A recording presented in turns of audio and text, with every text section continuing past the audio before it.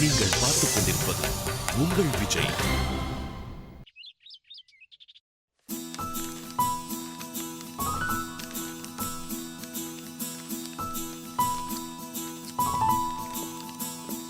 Excuse me sir. Yes come in. வணக்கம் sir. Good morning good sir. Morning. இப்பதான் class ஆரம்பிச்சேன், அதுக்குள்ள வந்துட்டீங்களா? யார் வேணும்? சார், நான் நம்ம காலேஜ் எலெக்ஷன்ல நிக்கிறேன். எனக்கு ஓட்டு போட சொல்லி ஸ்டூடெண்ட்ஸ் கிட்ட கொஞ்சம் நேரம் பேசணும். ஏய் லெட்டர் குடுறா.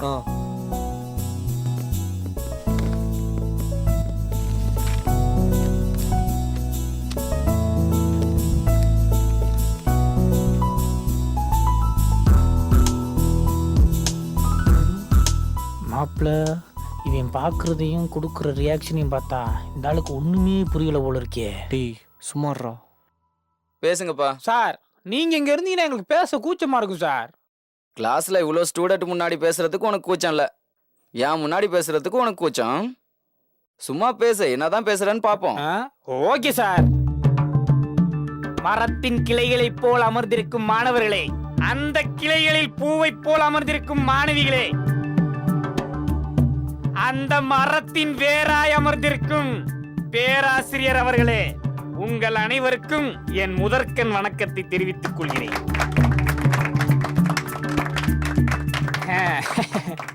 இந்திய வரலாற்றின் பக்கங்களை திருப்பி பார்ப்போமேயானால் 1935 உப்பு சத்தியாகிரகம், தண்டியை நோக்கி காந்தி மகான் உப்பு வாங்க புறப்பட்டார்.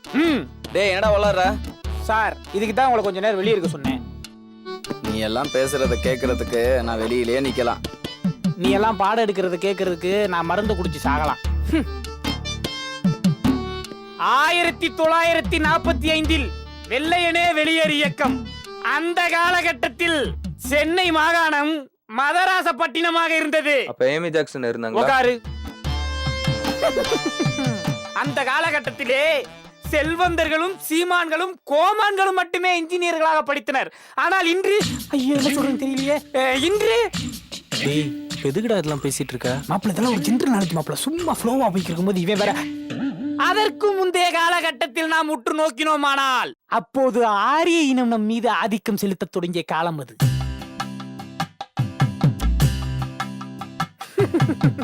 அப்போது கைபர் போலன் கணவாய் வழியே நம்மை ஆட்சி செய்ய முகலாய மன்னன் 3ஆம் குத்புதீன் வந்தார். டேய் யாரா அவரு?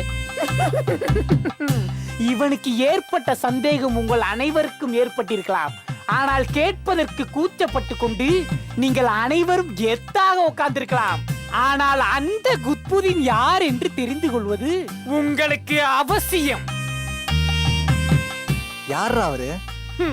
அவர்தான் வெற்றியின் முப்பாட்டனாருக்கு முப்பாட்டன். அவரது வம்சாவளியில் வந்த அன்பு தம்பி சகலகலா வல்லவன் சரித்திர நாயகன் வெற்றி உங்களது ஓட்டுகளுக்காக வந்திருக்கிறார். கணக்குகளிலே எனக்கு பிணக்கு என்று பாரதி சொன்னான். ஆனால் அவனை போல் எத்தனை பாரதி இருக்கிறீர்கள் என்று யாம் அறிவோம். உங்களது பிரச்சனைகளுக்கு உடனடி தீர்வு காண ஆதரிப்பீர் வெற்றி அண்ட் கோ. உங்களது கால்களுக்கு நாங்கள் செருப்பாக இருப்போம். ஓட்டு போடவில்லை என்றால் வெறுப்பாக இருப்போம். இக்கல்லூரி சீர்பெற செம்மையுற மாணாக்கர்கள் மனமகிழ்ந்திட ஆதரிப்பீர் வெற்றி அண்ட் கோ. பெரிய வசந்தன் கோமதி சொல்றான் பாரு. பாலா போதும்டா. என் பேருரையை சிற்றுரையாக்கி நான் முடித்துக் கொள்கிறேன். ஆனால் டேய் தயவு செஞ்சு கிளம்புறியாடா? ஒரு நிமிஷம். உள்கட்சியிலே பூசல்கள் நிறைய இருப்பதால் நான் இத்துடன் எனது உரையை முடித்துக் கொள்கிறேன். இப்பொழுது தம்பி வெற்றி உங்கள் அனைவரின் முன்னால் பேசுவார்.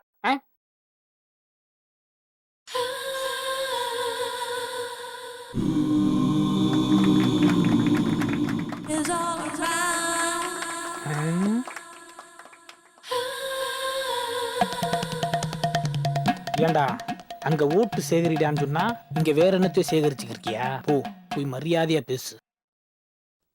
முறைச்சுக்கிறாரு. போ.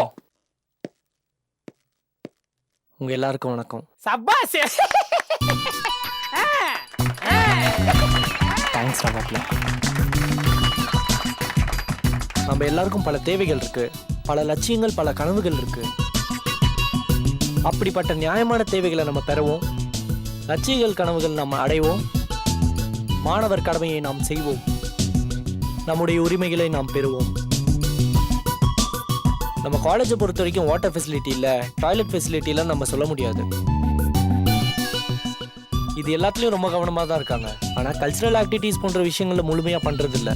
நம்மள எத்தனையோ பேர் தன்னுடைய டேலண்ட்ஸை வெளிக்காட்ட முடியாமல், வாய்ப்பு கிடைக்காம அதை கொஞ்சம் கொஞ்சமாக சாவடிச்சிட்டு இருக்காங்க. அதுக்கெல்லாம் உயிர் கொடுக்குற மாதிரி கலைத்துறையில் ஆர்வமுள்ள மாணவர்களோட திறமையை உலகம் அறியாமல் செய்வோம். குஜராத்தில் பூகம்பம் வெடிக்குது, பல உயிர்கள் சாகுது. ஆனால் இங்கே வழக்கம் போல கல்லூரி நடக்குது. நம்ம நாட்டில் நம்ம மக்கள் சாவுறாங்க. அதை அனுசரிக்க கூட நேரம் இல்லாத இந்த அவலை மாறணும். சமூக அக்கறை மாணவர்களுக்கும் இருக்குன்னு புரிய வைக்கணும். இது எல்லாமே மாணவ சுதந்திரம் இருந்தால் மட்டும்தான் பண்ண முடியும். அது நமக்கு வேணும்னா உங்களில் ஒருத்தனான எனக்கு ஓட்டு போடுங்க. உங்களில் ஒருத்தனா இருந்து நான் கேள்வி கேட்பேன். நம்ம பெற வேண்டியதை பெறுவோம். எனக்கு சப்போர்ட் பண்ணுவீங்கன்னு நம்புறேன். நன்றி. கையை மட்டும் தட்டிட்டு ஓட்ட போடாம போயிடாதீங்க, போட்டுருங்க. நான் கண்டிப்பா ஓட்டு போட்டுறேன். நீ போட்டுருவ. ஏய் வாடா, விட்டா அந்த புள்ளையும் கூட்டிட்டு வந்துடான் போல இருக்கு பிரச்சாரத்துக்கு.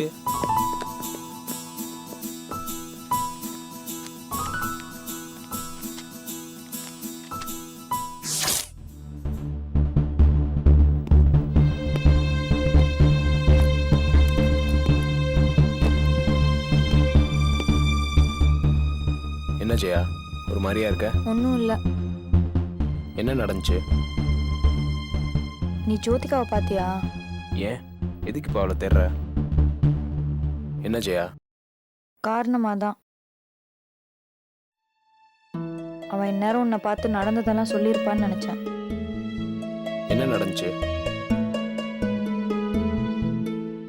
உலகத்தில் இருக்கிற எல்லா பொண்ணுங்களையும் உன்னால தான் தப்பாக பேசுகிறாங்க அப்படி இப்படின்னு என்னை ரொம்ப கேவலப்படுத்திட்டாடா. எனக்கு மனசுக்கு ரொம்ப கஷ்டமாயிடுச்சு. அவ அப்படியா கேட்டா? நீ தப்பு பண்ணிட்ட ஜெயா. பலாருன்னு அறைய வேண்டிதானே, அப்பதான் அவளுக்கெல்லாம் புத்தி வரும். நான் அது தாண்டா பண்ணேன். என்ன அரைஞ்சிட்டியா? ஆமாண்டா. அவள் ஒரு அளவுக்கு பேசுகிற வரைக்கும் நான் பொறுமையாக தான் இருந்தேன். ஆனால் அவள் அளவுக்கு மீறி பேசிட்டாடா. அதனால தான் கோவத்தில் அவளை அரைஞ்சிட்டேன். என்ன ஜெயா, அவ பேசுனா அதுக்கு அறைவியா? அவதான் லூசுன்னு உனக்கு தெரியும்ல. அவ சொல்றத காதுலயே வாங்காம போயிட்டே இருக்க வேண்டியதானே. என்ன நடந்துச்சுன்னு தெரியாம பேசுறத முதல்ல நிறுத்துறியா? இதனாலதான் நீ இப்படி இருக்க. இதுக்கு எதுக்கு தேவையில்லாம அதை பத்தி இருக்கிற? பின்னடா, உன் தங்கச்சி வாய்க்கு வந்ததெல்லாம் பேசிட்டு இருப்பா, நாங்க பாத்துட்டு பொறுமையா இருக்கணுமா? அப்படி என்ன உன் தங்கச்சி ஒஸ்தியா போயிட்டா நாங்கெல்லாம் அவ்வளவு கேவலமா போயிட்டோம்? நான் அப்படி சொல்லல. பிரச்சனை வருதுன்னு தெரியுதுல, நீ கொஞ்சம் விலகி போலாம்ல. நான் அப்படிதான் பிரச்சனை வேணான்னு ஒதுங்கி போனேன். ஆனா போறவள நிறுத்தி சண்டை போட்டது அவதான். இப்ப நான் என்ன பண்றது நீயே சொல்லு. கார்த்திக், அவ பல முறை என்கிட்ட பிரச்சனை பண்ணி என்னை பத்தி தப்பா பேசினப்ப கூட நான் பொறுமையா தான் இருந்தேன். ஆனா நான் பொறுமையா போக போக அவ இன்னும் என்னை இரிட்டேட் பண்ணிட்டே இருக்கா. நான் என்ன பண்றதுன்னு எனக்கே தெரியல. நீயே சொல்லு. சரி விடு, நான் அவகிட்ட பேசிக்கிறேன்.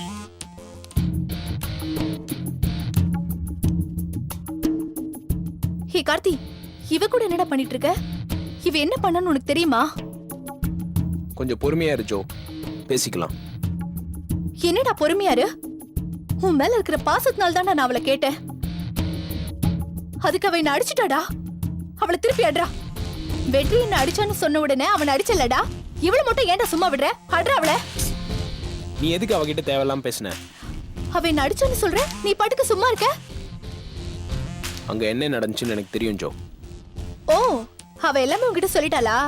அப்ப உங்க முன்னாடி நான் தான் கெட்டவளாயிட்டல. அவ உன் கூட பழகிறதே உன் காசை கரைக்குதாண்டா. இந்த மாதிரி தேவையில்லாம பேசாத. நான் தப்பு பண்றேன்னு நினைச்சா நீ என்னதான் வந்து கேட்கணும். நீ எதுக்கு தேவையில்லாம அவளை போய் கேட்கிற? அவளை கேட்க நீ யாரு? நான் உன்னை கூட தாண்டா கேட்டேன். நானும் அப்போவே உன்கிட்ட சொல்லிட்டேன், எங்களுக்குள்ள எதுவுமே இல்லை, நாங்க ஜஸ்ட் ஃப்ரெண்ட்ஸ். அது என்ன நம்ப சொல்றியா? சில விஷயத்தை நம்பிதான் ஆகணும் ஜோ. இவ உன்னை மயக்கி வச்சிருக்கான்னு எனக்கு தெரியும்டா. ஆனா இவ்வளவு தூரம் மயக்கி வச்சிருக்கான்னு இப்பதான்டா தெரியுது. சொல்றத புரிஞ்சுக்கோ ஜோ. புரிஞ்சிருச்சு, நல்லா புரிஞ்சிருச்சு. உனக்கு என்ன விட அவதான்டா முக்கியம். அப்படி இல்ல ஜோ, இந்த விஷயத்துல நீ பண்ணது தப்பு, அவ்வளவுதான். நான் பண்ணது தப்பு, அவ பண்ணது சரி, அப்படிதானே? உன் அண்ணன் தப்பு பண்றானா நீ அவனை தான் கேட்கணும், மத்த யாரையும் இல்ல. புரிஞ்சுக்கோ ஜோ. எனக்கு எல்லாரையும் விட நீ தான் முக்கியம் ஜோ. ஆனா நீ தப்பு பண்ணாலும் தப்பு தப்பு தான்.